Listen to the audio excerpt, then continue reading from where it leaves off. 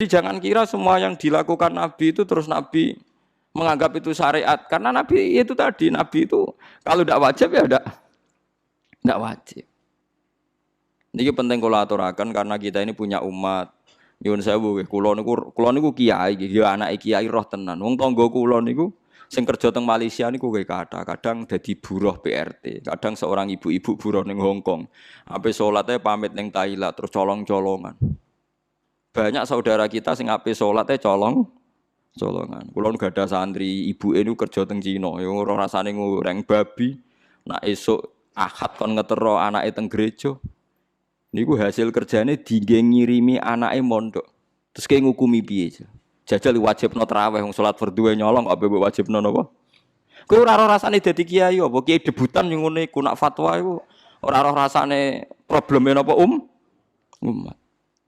Nggih nak padha kula nganti nangis, Gus kula nu kerja teng Cina kadang nggih goreng babi, kula nak akad kan ngetero anake teng gereja.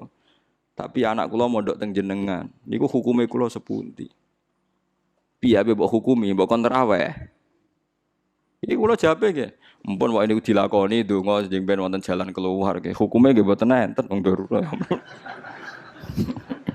Wae niku dilakoni riyen nganti ana jalan keluar. Nah cara kula Abu Rizal Bakri tak akan kerja gen kula. Tapi misalnya kula Abu Rizal Bakri kula ora iso mulang Quran, mulang hadis. Mergo sibuk musuhan mimpin Golkar. Akhirnya kan enggak ada pilihan. Kula nggih kula Abu Rizal nggih. Abu Rizal. Bahkan kula nate nangis gak ada santri niku. Ibuke nu kerja teng Malaysia tukang cat.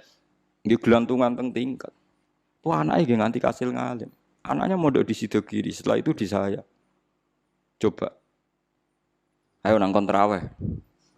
Kowe semangat ngongkon traweh piye ke imame? Nggo ngarep terus miyak nggo guri macem wong ngenteni sedhem terus wong gak baris. Wah.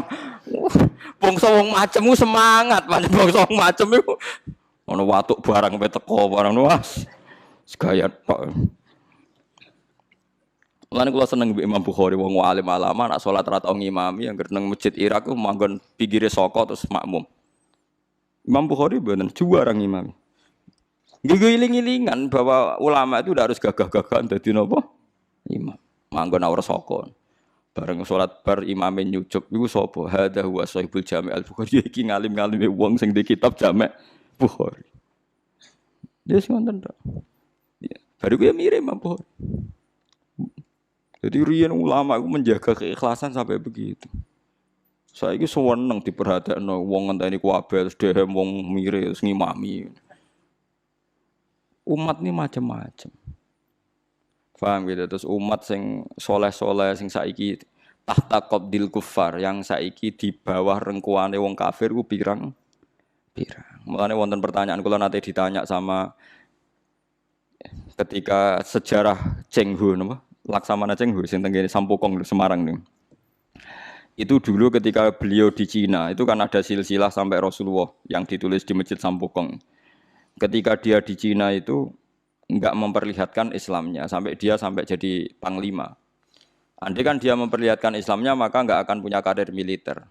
Walhasil ketika dia mendapat tugas ekspedisi itu membawa pasukan 80 berapa gitu kapal besar itu.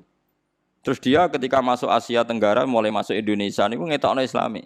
Semua pasukannya dipimpin ala Islam, dijak bangun masjid di Semarang, di Surabaya, macam-macam. Ngetokno Islami. Terus para peneliti itu tanya saya, Pak Ba, apa memang ikhfaul Islam itu boleh? Menyembunyikan Islam itu boleh? Karena buktinya Cheng Ho itu ketika di Cina tidak memperlihatkan apa? Islam. Ya saya jawab, saya tidak punya hukum tentang itu. Tapi kalau sampean tanya tarikh, saya punya. Karena ini tidak baik difatwakan secara hukum. Kalau balen malih, ada masalah yang tidak baik difatwakan secara apa? Hukum. Tapi kalau sampean tanya tarikhnya saya punya. Apa Pak Baik tadi? Abu Dzar ketika Nabi minoritas. Abu Dzar itu orang pedalaman. Ketika Islam masih minoritas kata Nabi, ya Abu Dzarrin kamu menyembunyikan Islam kamu saja, jangan memperlihatkan apa? Islam. Nanti kamu dicincang sama umat kamu, sama kaum kamu. Nanti setelah saya menang baru kamu boleh memperlihatkan apa? Islam kamu. Sehingga dalam tarikh ya ada ad-da'watu sirron, apa ad-da'watu sirron, salat sembunyi-bunyi. Lah itu hebatnya Rasulullah. Rasulullah sing ahabbul khalqi ila wa tahu ngalami salat sembunyi-sembunyi. Nggih mboten. Nabi Muhammad itu kekasih pangeran nate ngalami salat sembunyi-sembunyi. Begitu juga awal-awal Islam. Karena sampean saiki takok. Tapi saiki Islam wis kuat, sembunyi ya ora oleh, Gus. Kuat anak kuwe mergo wong akeh. Lah saiki saudara kita yang di Hong Kong, di Timor Leste, mungkin di Australia.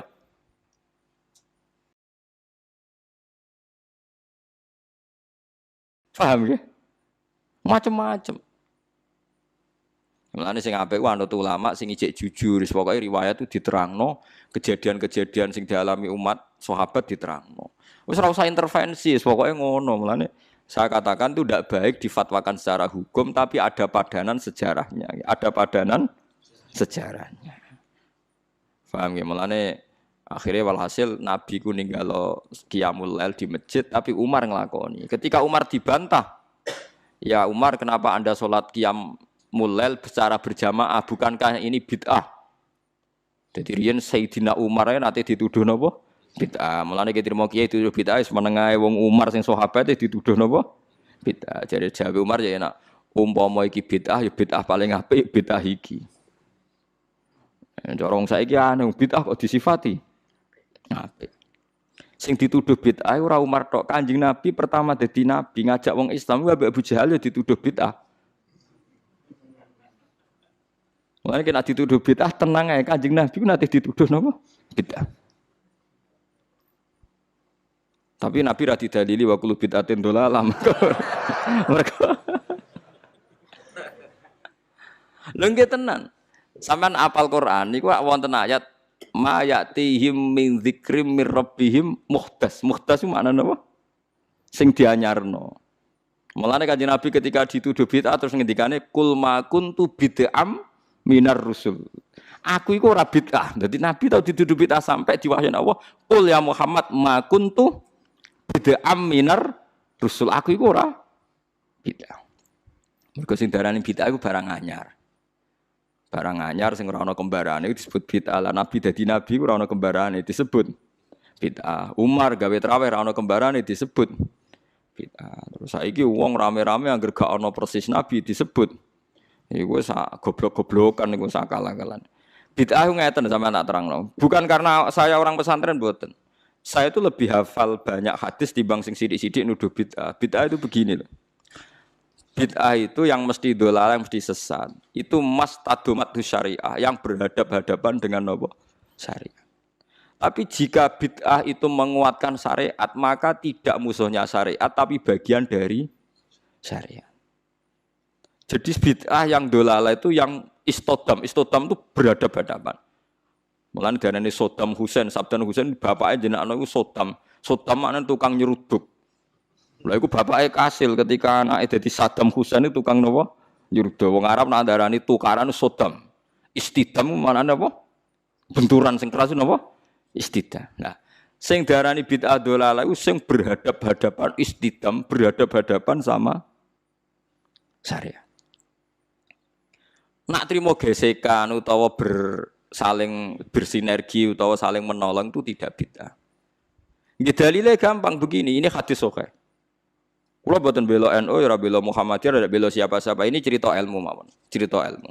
Ndak ada yang saya bela.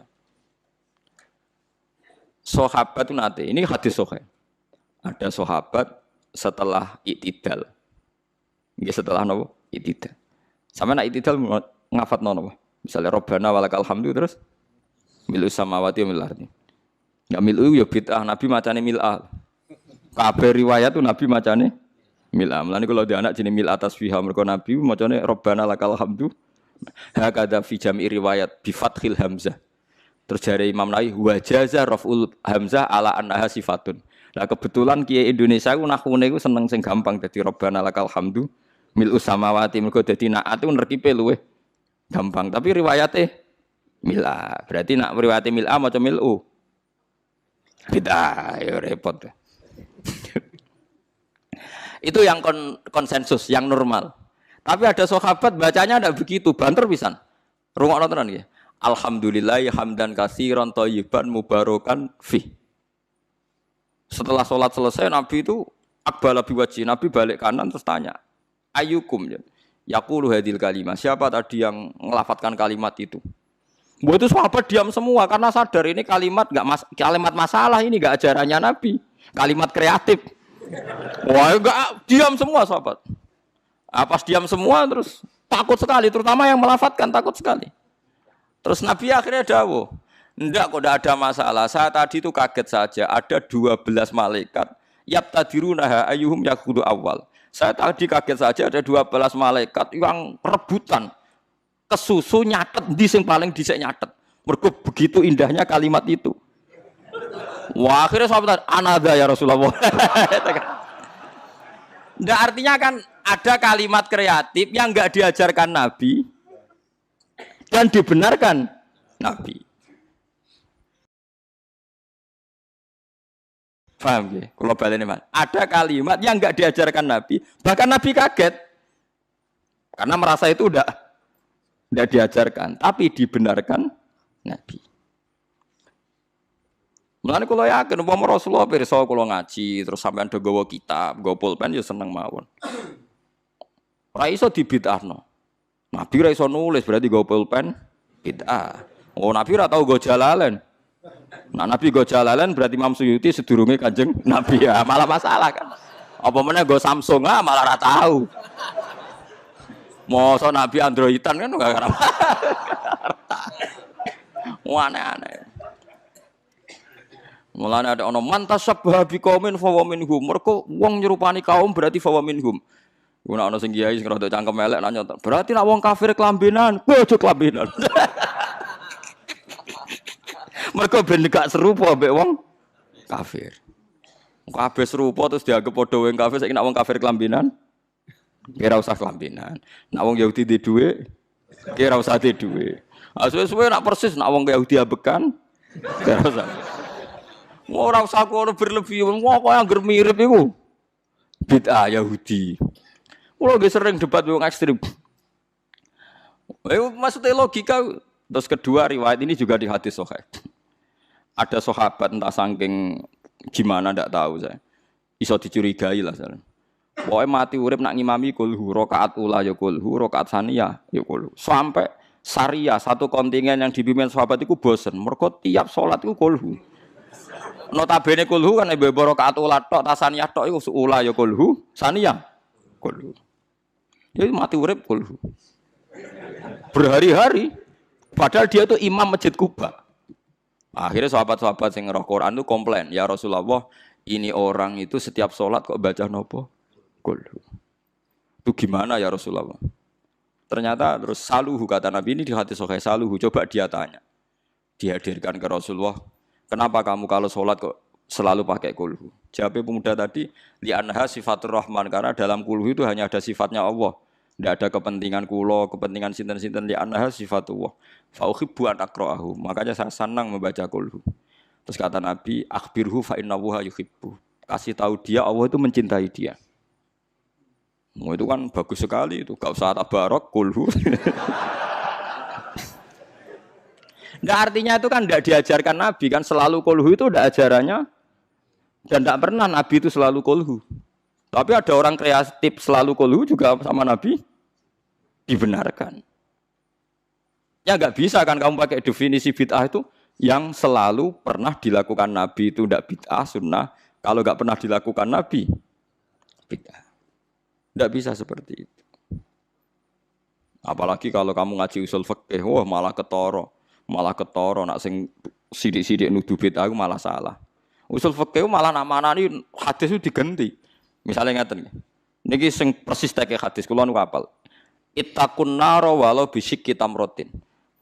Ketika Nabi cerita praharan neraka, pokoke neraka iku repote ra karuan. Fattaqun nar walau bisyikki tamratin. Neraka iku iso mbok wedeni, iso mbok lawan senajan tok lawan sak sigare kurma. Sikun iku sigar ayo, tamrin kurma. Mbok kamus paling goblok maknane tamrin iku kurma. Saiki kira sedekah ambek beras. Apa ana hadise Nabi walau bisyikki aruzin. Tapi nak ulama usul fikih nafsiri bisi kita meroten bikutin pokoknya kut makanan yang jadi pokok di daerah situ kok mbok sedekahno iku termasuk tolak neraka. Lah nek anut sunah Rasul kudu persis berarti kudu kurma. Terus Nabi nate dawuh la tahkiron najaratun lijaratiha walau firsana satin. Ki aja geman nyepelekno sedekah senajan to sak sampile wedhus. Terus kowe nak nyembelih pitik ra usah sedekah mergo mboten wedhus. Yo ora ono ulama manuk. Makanya ulama usul fikih itu langsung diingeti. Nabi mewajibkan zakat ning tamer. Berarti Nabi wajibno zakat ning kut, ning makanan sing dadi makanan pokok.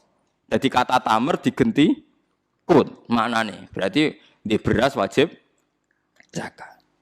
Lah nak nuruti persis Nabi berarti beras ra wajib zakat. Mergo Nabi ra tau zakati beras. Yo kacau kabeh mbok antem kromo ngoten. Tapi ya kita ya aja terus musuhan terus biasa.